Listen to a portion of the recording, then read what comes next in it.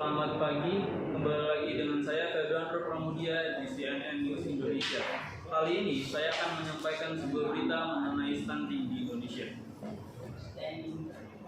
Kasus stunting di Indonesia tiap tahunnya mengalami penurunan. Dimulai pada tahun 2020, kasus stunting turun 3% menjadi 26,98%. Lalu disusul tahun 2021, kasus stunting turun 2% menjadi 24,4%.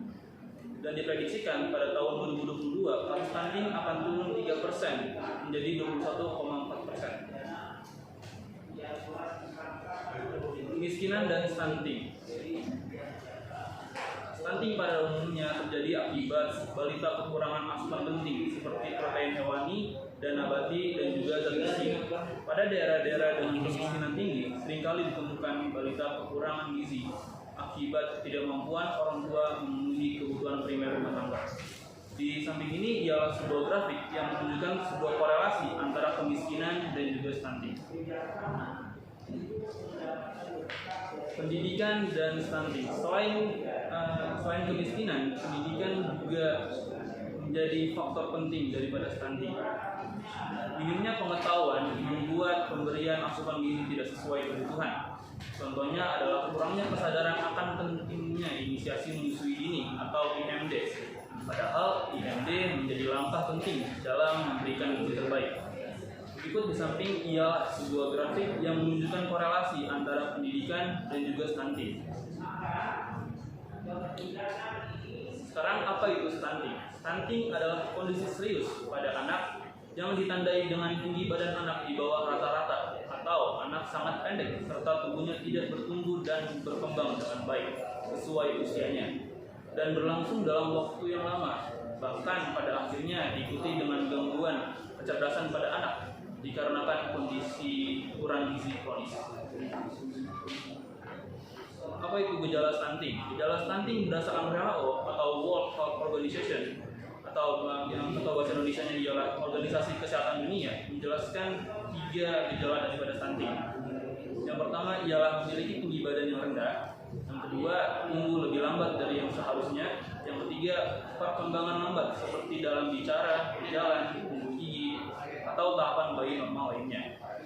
Apabila mencurigai gejala tersebut pada anak, mohon segera konsultasi ke dokter. Anda dapat memperbaiki kesehatan anak dalam 1000 hari pertama kehidupannya atau sampai usia 2 tahun dengan memberi nutrisi terbaik untuk anak.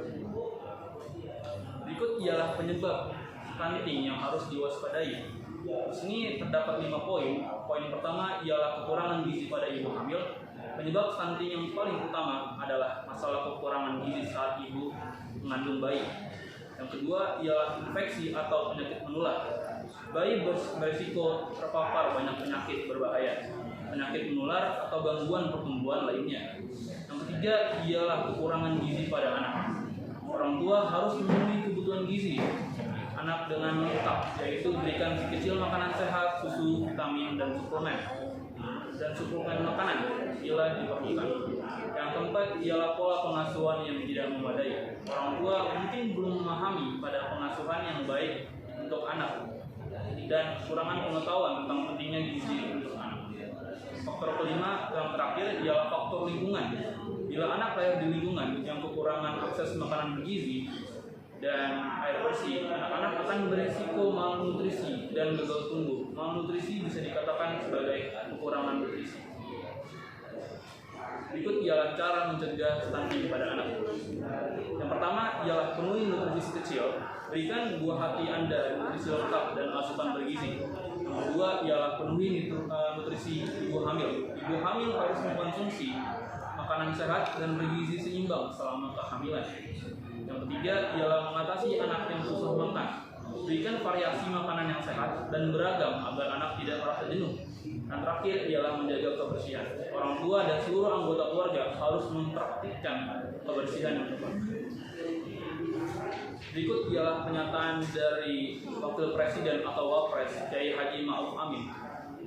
Beliau mengatakan bahwa prevalensi stunting tahun 2022 harus turun setidaknya 3% melalui konvergensi program intervensi spesifik dan sensitif yang tepat sasaran serta didukung data sasaran yang lebih baik dan terintegrasi.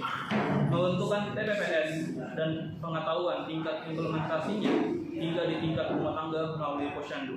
Di sini kita bisa mengatakan bahwa pemerintah pada dasarnya mendukung program menurunkan tingkat stunting di Indonesia. Sekian berita yang dapat saya sampaikan. Saya mau